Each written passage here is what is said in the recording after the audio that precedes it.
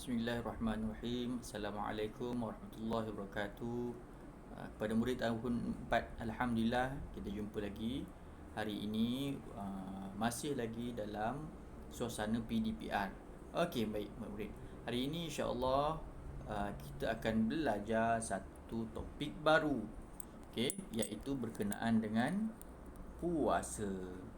Okey, kita terus kepada pengertian puasa. Apa yang kita faham dengan puasa. Okey, secara umumnya yang kita faham, puasa adalah kita menahan diri kita daripada melakukan perkara-perkara yang membatalkan puasa lah, daripada subuh azan subuh tu sampailah azan maghrib kan. Okey, azan subuh tak boleh makan dah, masuk maghrib baru kita boleh makan. Okey, itu secara yang biasa yang kita faham lah. Tapi yang ni kita nak baca pula dia punya pengertian puasa yang ada dalam buku teks. Jadi murid-murid boleh buka buku teks Pendidikan Islam tahun 4 muka surat 130. Okey, 130 lah. Terus kepada tajuk puasa, ibadah ni puasa. Okey, yang ni biasalah kan, kita tak tahu kita akan berpuasa. Lagi yang pula tahun 4 ni memang dah kenal sangat dah dengan puasa ni. Setahun masuk Ramadan dah tahu dah puasa. Okey, pengertian puasa kita baca sama-sama. Okey, 1, 2, 3. Puasa ialah menahan diri daripada perkara-perkara yang membatalkan puasa, bermula daripada terbit fajar hingga terbenam matahari, disertai dengan niat. Okey, ada berapa tu? Kita menahan diri daripada perkara-perkara yang membatalkan puasa. Yang pertama lah, nanti kita akan tengok apakah perkara-perkara yang membatalkan puasa tu. Bermula daripada terbit fajar, iaitu masuk subuh kan. Okey, hingga terbenam matahari, iaitu ketika masuk waktu maghrib subuh sampai ke maghrib ni kita kena tahan diri daripada perkara-perkara yang membatalkan puasa, disertai dengan niat. Mesti dengan niat. Niat berlaku sebelum kita puasa tu bermakna mungkin malam tu tarawih kan, kita berniat untuk esok puasa, ataupun kita bangun sahur, niat kita untuk berpuasa esoknya. Okey, jadi mesti ada keempat-empat ni, barulah kita faham apa itu puasa.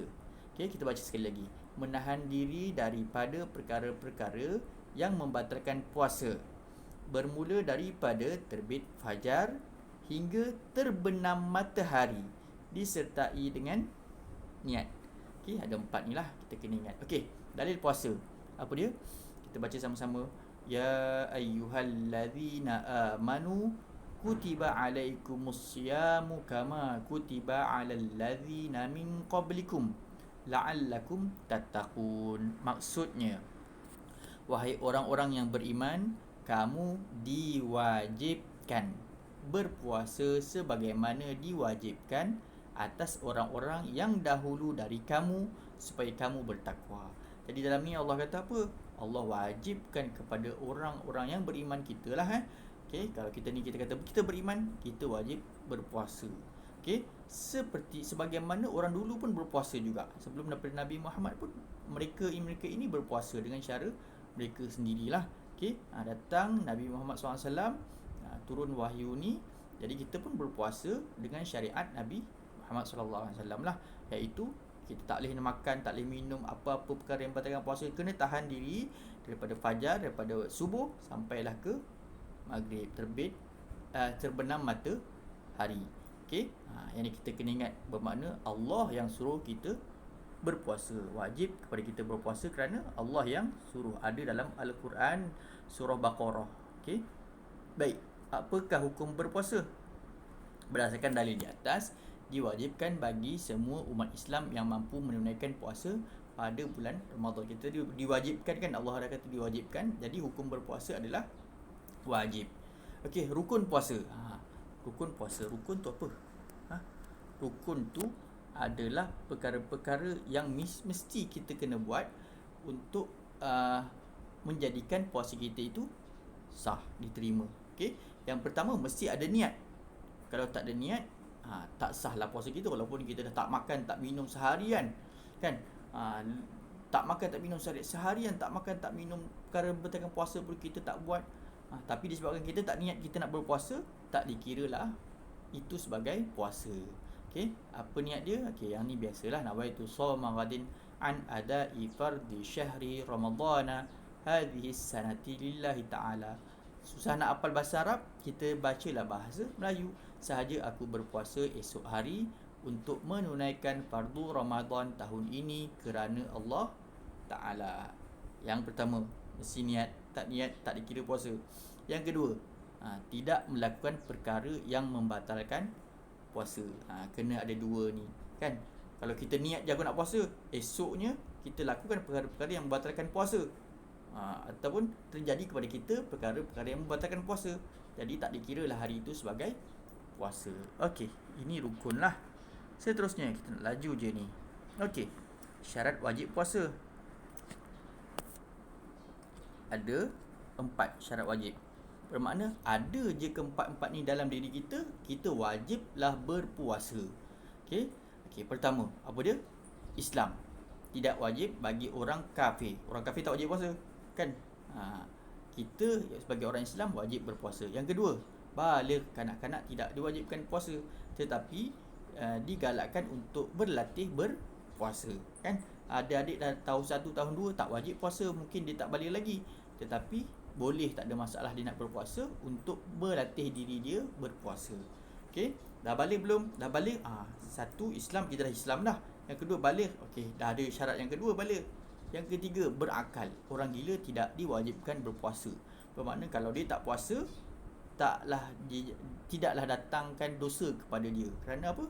Dia gila, tidak berakal. Kita ni berakal, jadi kena berpuasa. Dan yang keempat, mampu. Tidak uzur dan tidak sakit. Okey, makna sakit yang menyebabkan kita tak boleh berpuasa, nak buat macam mana, kan? Jadi taklah wajib kita berpuasa, tapi bukan maksud dia sakit tangan kan, jatuh luka tangan tu sakit lah ustaz, kan? Tangan ni sakit, jatuh ada luka, tak boleh puasa. Bukan maksud dia macam tu lah. Sakit yang menyebabkan kita tidak boleh berpuasa, sakit yang apabila kita berpuasa datangkan mudarat kepada diri kita, yang tu baru dikategorikan sebagai tidak mampu, jadi tidak wajib berpuasa. Ada keempat-empat ni dalam diri kita, maka kita diwajibkan berpuasa. Islam kita Islam, balik tak kita? Dah balik. Okey, dah berakal tak kita? Berakal. Mampu tak? Mampu. Okey, wajib berpuasa. Tiba-tiba tengok, orang ni tak puasa, kenapa? Di Islam tu nama dia pun Islam tu. Balik dah. Takkanlah umur 20 kan, abang ke apa kan, umur 20 lebih, takkanlah tak puasa, kan? Takkanlah tak balik lagi. Nombor 2, mampu tak? Takkan tak mampu, kan? Buat lagi tu, mampu, tak ada sakit apa-apa, kan? Jadi kalau tak puasa juga, kemungkinan abang kita tu gila lah, kan? Okay, sebab apa? Sebab dia tak puasa. Jadi ada 4 ni wajib berpuasa. Okay, Islam, balik, berakal, mampu. Yang seterusnya, syarat sah puasa. Ada syarat ni dalam diri kita, sahlah puasa kita. Apa maksud wajib, apa maksud sah? Wajib ada dalam 4 dalam diri kita, wajib kita puasa. Sah, kita ni ada keempat-empat ni dalam diri kita, maka sahlah puasa kita. Hilang salah satu, tak sahlah puasa kita. Okey, yang pertama apa? Islam. Orang yang bukan Islam tidak sah puasa, kan? Ada kawan kita yang bukan Islam ke apa, dia kata nak puasa juga, dia niat dia, okey, esok aku nak puasa, kan? Dia tak makan, tak minum, dan perkara-perkara yang membatalkan puasa pun tak terjadi kepada diri dia. Daripada subuh sampailah maghrib, dia tak makan, tak minum dan sebagainya, tak sah puasa dia juga. Kenapa? Dia bukan orang Islam. Yang kedua, suci daripada haid, nifas dan wiladah. Ini bagi perempuan lah, haid, nifas dan wiladah. Ini insya-Allah lah perempuan akan tahu lebih lanjut tentang tiga-tiga ni, haid, nifas dan wiladah. 3 perkara yang berbeza lah, tapi biasanya untuk permulaan perempuan akan faham dengan haid tu dulu. Haid, darah yang keluar lah setiap bulan tu, haid. Okey, bermakna suci, dia bebas daripada haid tu, sahlah puasa dia. Okey, yang ketiga, berakal. Yang kita berakal, tidak sah puasa orang gila, satu. Yang kedua, pengsan, tak sah juga. Dan belum mumayyiz. Belum mumayyiz ni bermakna dia tak dapat beza yang baik dan juga yang yang buruk. Contohnya adik kita lah kan, adik kita kecil lagi tu kan, dia pun tak tahu api ni panas ke sejuk kan. Ada api, ada lilin, dia pegang api tu kan. Dia tak boleh fikir benda ni buruk kalau dia pegang. Kalau dia pegang nanti takut melecur tangan, dia tak boleh fikir lagi. Itu maksud mumayyiz lah. Tak boleh fikir baik dan buruk. Kita ni dah jam 4, takkanlah tak boleh fikir baik buruk dah kan. Dah berakal dah tu, tak ada masalah dah tu kan. Okey. Yang keempat, bertepatan dengan waktunya. Tidak berpuasa pada hari-hari yang diharamkan berpuasa. Contohnya hari raya Aidilfitri dan Aidiladha. Itu antara dua contoh lah hari yang diharamkan berpuasa. Hari raya je memang tak boleh puasa. Kenapa? Allah memang peruntukkan dua hari itu supaya umat Islam bergembira. Tak payah puasa, gembira makanlah ya. Okey. Dua tu bertepatan dengan waktunya. Okey. Tak kira lah kalau contoh dia selain daripada bulan Ramadan pun nak puasa sunat Isnin Khamis pun tak ada masalah lah. Okey. Tetapi bukan pada hari-hari yang diharamkan berpuasa. Okey. Ada keempat-empat ni, maka sahlah puasa kita. Kita berpuasa dalam keadaan kita tu Islam, tidak haid, tidak nifas dan tidak wiladah. Berakal kita ni kan, tak pengsan pula hari tu kan, tiba-tiba pengsan pula lama kan. Okey. Dah lama tak pengsan, tiba hari tu pengsan, tak sah puasa kita. 3, berakal. Yang keempat, bertepatan dengan waktunya. Waktu yang dibolehkan kita berpuasa, maka sahlah puasa kita. Okey, ini perkara sunat lah. Okey, saya tak nak hurai panjang tentang perkara sunat ni. Okey, pertama bersahur, bangun pagi tu kan, melewatkan sahur walaupun kita minum ataupun dengan makan tamar pun kita bersahur dah tu. Bukan semestinya kita makan nasi tu dikira bersahur lah. Memperbanyakkan amalan sunat seperti bertadarus, bersedekah dan beriktikaf. Ini untuk melatih diri kita melakukan perkara-perkara ibadah yang lain lah. Okey. Yang menyegerakan berbuka, makna masuk je azan kena buka cepat kan. Ayah tak boleh lambat-lambat ni kan, azan dah ni kena makan cepat. Okey. Tapi kalau ayah kata nak sembahyang dulu, dia boleh minum air seteguk ke, makan kurma ke, ada sembahyang, tak ada masalah lah. Yang penting berbuka tu, segerakan berbuka. Berdoa sebelum berbuka. Berbuka dengan tamar, memberikan makanan kepada orang lain untuk berbuka puasa. Itu perkara-perkara disunatkan lah. Kita bersedekah. Okey. Baik. Yang ni yang penting ni, perkara-perkara yang membatalkan puasa. Jadi apabila terjadi je perkara-perkara yang membatalkan puasa ini, maka tak sahlah puasa kita. Okey, yang pertama kita tengok yang atas ni, pengsan dan mabuk sepanjang hari, gila walau sekejap. Makna pengsan sepanjang hari. Dia pengsan subuh je, azan subuh pengsan pula kan. Kenapa dah tiba-tiba pengsan pula? Pengsan sepanjang hari sampailah nanti nak maghrib baru terjaga. Tak sah puasa dia kan, pengsan sepanjang hari. Okey. Mabuk sepanjang hari, sama jugalah. Okey, yang gila. Gila pun tak sah puasa walau sekejap. Dia gila sekejap, dia ada penyakit gila kan. Biasanya normal, tapi ada masa tertentu kemungkinan datang gila dia tu kan, terlupa segala-galanya, walaupun sekejap tak sah puasa, dia batal puasa dia. Okey. Itu perkara yang batalkan puasa lah. Pengsan dan mabuk sepanjang hari, gila walau sekejap. Yang kedua, muntah dengan sengaja. Bermakna kita sengaja cari pasal untuk muntah. Kita jolok tekak ke dan sebagainya lah. Muntah dengan sengaja. Bukan tak sengaja, tiba kita muntah tu lain. Ini sengaja kita buat supaya kita tu muntah. Bila kita muntah dalam keadaan sengaja, batal puasa.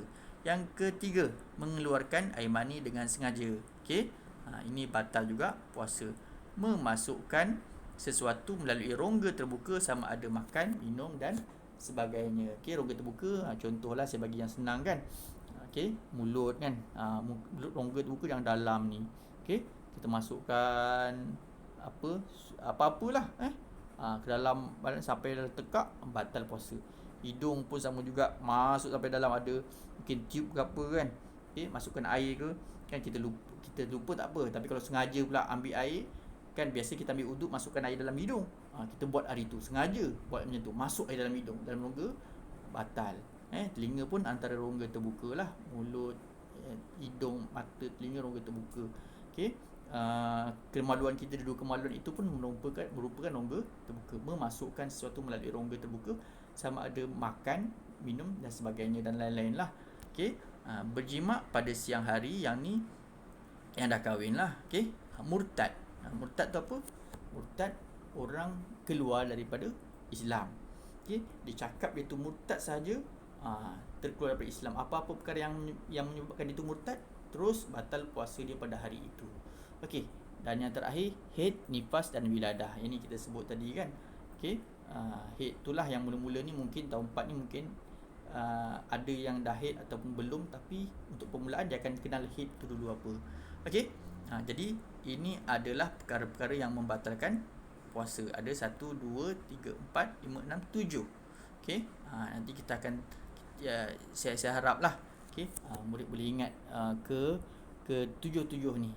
Okey, saya rasa cukup sekadar itu dulu, insya-Allah kita jumpa lain masa. Wabillahi taufiq wal hidayah. Assalamualaikum warahmatullahi wabarakatuh.